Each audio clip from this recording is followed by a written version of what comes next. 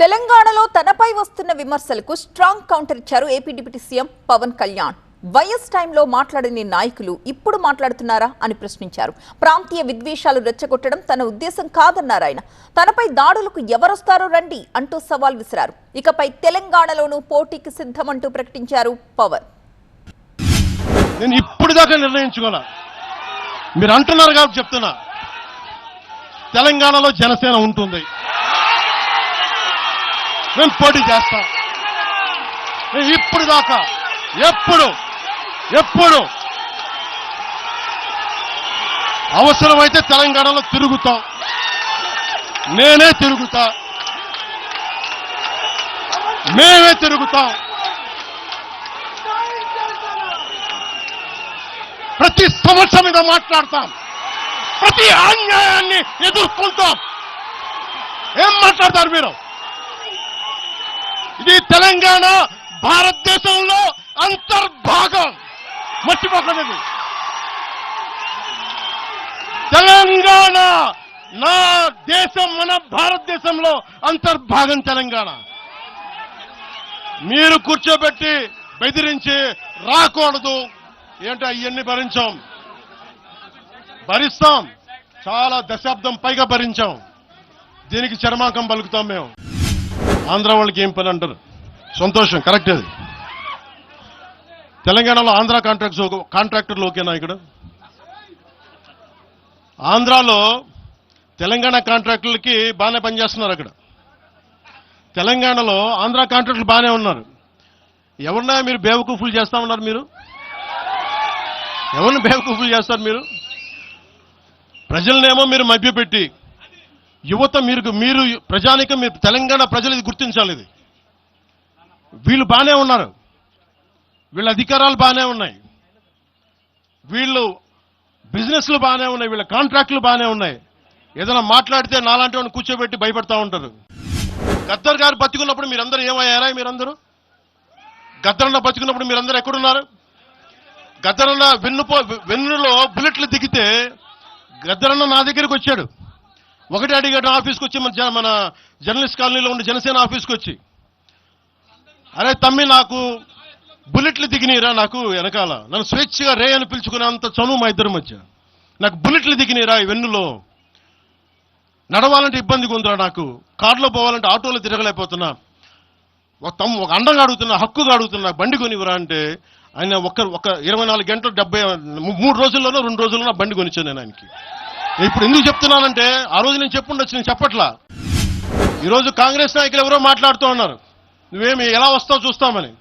ఇలాంటి ప్రగల్భాలే వైఎస్ రాజశేఖర రెడ్డి గారు ముఖ్యమంత్రిగా ఉన్నప్పుడు కాంగ్రెస్ యువజన కాంగ్రెస్ వాళ్ళు ఇలాగే మాట్లాడారు. ఆ రోజున తన్ని తగలేసాం ప్రతి ఒక్కరు వచ్చిన వాళ్ళు, గుర్తుపెట్టుకోకండి. ఆ రోజు నాకు నిలబడిన తెలంగాణ యువత నిలబడ్డారు, బస్తీలో నుంచి ఉస్మానియా నుంచి వచ్చిన వాళ్ళు నిలబడ్డారు. ఆ రోజున రాజలింగం గారికి తెలుసు. ఆ రోజు కూడా చెప్పారు ఎలా వస్తే. నేను చెప్పా, ఇలాగే ఇంటికి వస్తామని బెదిరించి, ఆఫీస్కి వస్తామని బెదిరిస్తే ఇంటి ముందు చేరేసి కూర్చున్నా. నాకు అలాంటి భయాలు లేవు. దేశం బాగుండాలి అంతర్గతంగా. ఇప్పుడు వేర్పాటువాదం మంచిది, ఎక్కడ దాకా దేశ సమగ్రత భంగం కలిగినంత వరకు ఎవరు ఉండకూడదు, రాకూడదు. మీ గొంతులు తొక్కేస్తామంటే ఇది ఏమనుకున్నారు? భారతదేశం అనుకున్నారు, లేదా పాలస్తీనా అనుకుంటున్నారు? మీరు అందరూ ఇది భారతదేశం, పాకిస్తాన్. మీ ఇష్టానికి రాకూడదు, మీ ఇష్టానికి ఏమనుకుంటారా మీరంతా? నా దేశం, నేను ఎక్కడైనా అడుగు పెడతా, నాకు రాజ్యాంగ పరంగా కల్పించిన హక్కు ఇది. ఎక్కడికి పోతాం? ఈ లెక్కలు అసలు భారతదేశంలో ఎవడైనా ప్రతి రాష్ట్రానికి వెళ్ళిన పాస్పోర్ట్లు తీసుకొని పోవాలా? ఎక్కడికి పోతున్నారు? అందరూ కూర్చోబెట్టి ఏం మాట్లాడతారు? అంతా మేధావులందరూ కూర్చొని పాసం యాదగిరి గారు ఉన్నారు, ఆయనంటే నాకు చాలా ఇష్టం, నాకు ఆయనంటే గౌరవం. ఆయనంటే ఇదే ఇంట్లో ఆయన కూర్చోబెట్టి ఒక 2-3 గంటలు మాట్లాడాను ఆయనతోటి. అలాంటి నేను గౌరవం చూపించే వ్యక్తి కూడా నన్ను తిడతా ఉంటే చాలా బాధ అనిపిస్తుంది. ఎటుపోతాం మేము? దేశం విడిచి పారిపోలేం కదా. నా నేల విడిచి ఈ నది, గోదావరి నది, కృష్ణా నది ఈ నేలను విడిచి పారిపోద్దా? పవన్ కళ్యాణ్ ఈ నేల విడిచి పారిపోతాడా? ఎక్కడికి పారిపోతాం మేము? ఎక్కడికి పారిపోం. ప్రజల మధ్య వైషమ్యాలు పెట్టకండి. తప్పు చేసిన నాయకులను చీల్చి చెండాడిన సంతోషం నేను కూడా మీతో గొంతు కలుపుతా. అంతేగాని కూర్చోబెట్టి కష్టపడి ఉద్యోగం కోసం, ఉపాధి కోసం వచ్చిన వాళ్ళకి దయచేసి భయపెట్టకండి. మేము ట్యాక్సులు కడతాం, దేశాన్ని ప్రేమిస్తాం, సమాజానికి అవసరమైతే మేము నిలబడతాం, ఎక్కడికి పారిపోలా. అలాంటిది కూర్చోబెట్టి బెదిరిస్తా ఉంటే ఎంతకాలం బెదురుతాం? మీరు భయపెట్టే కొద్దీ గుండె గట్టిపడదు తప్ప భయపడదు, గుర్తుపెట్టుకో.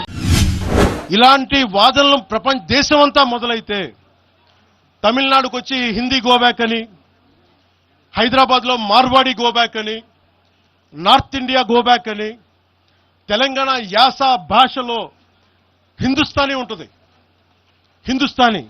అలాంటి తెలంగాణలో కూడా హిందీ ఉండకూడదని మాట్లాడుతూ ఉంటే భావాలు ఇటుపోతా ఉన్నాయి. దేశాన్ని విచ్ఛిన్నం చేసే భావాలు కాదా? భారతదేశం అంతా ఒకటి కాదా? ఇలాగే అమిత్ షా గారిని కూడా ఇలాగే అన్నారు. బెంగాల్కి వస్తే తరిమేస్తాం అని చెప్పారు టీఎంసీ నాయకులు మాట్లాడేది వేరు, ప్రజలు మాట్లాడేది వేరు. టీఎంసీ నాయకులు మాట్లాడితే తన్ని ప్రజలు వాళ్ళని తగిలేశారు.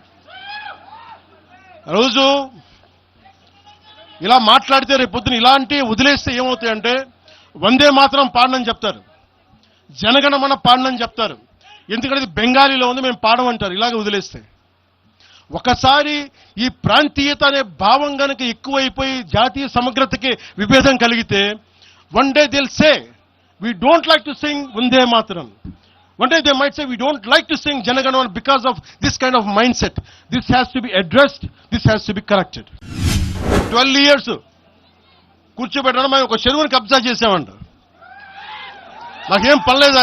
నిజంగా మీరన్నట్టుగా కబ్జా చేస్తే ఇల్లు తగలబెట్టారా? నాది వచ్చి మీరు ఉంచుతారా నన్ను? ఒక్కొక్కళ్ళు కూర్చోబెట్టి 111 జీవోలు ఏమేం చేశారు అటు చూసిపోండి, అటు చూడండి. నిజంగా ఈ రోజున తెలంగాణ రాష్ట్ర ముఖ్యమంత్రి గారికే చెప్తున్నా, రేవంత్ రెడ్డి గారికే చెప్తున్నా, ఆయనంటే నాకు ఇష్టం, ఆయనంటే గౌరవం నాకు.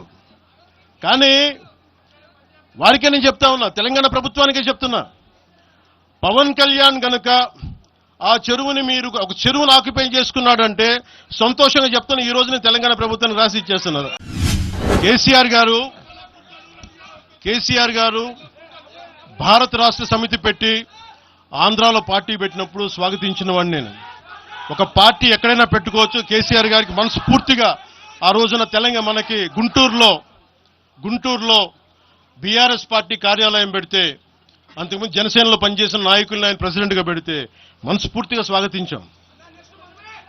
అలాగా అందరూ కూడా పంజాబ్ వెళ్ళొచ్చు, మహారాష్ట్ర పోవచ్చు, జనసేన మటుకు తెలంగాణలో అడుగు పెట్టకూడదంటే మేము ఏం కోరుకున్నాం? జనసేనలో మేము తెలంగాణలో ఏం కోరుకుంటాం? పవన్ కళ్యాణ్ ముఖ్యమంత్రి అవుతాడు ఇక్కడ? ఆంధ్రాలోనే దిక్కు లేదు, పవన్ కళ్యాణ్ ఇక్కడే ముఖ్యమంత్రి అవుతాడు. కానీ దేనికి భయం అంటే చైతన్యవంతులను చేస్తామన్న భయం, అదొక్కటే భయం.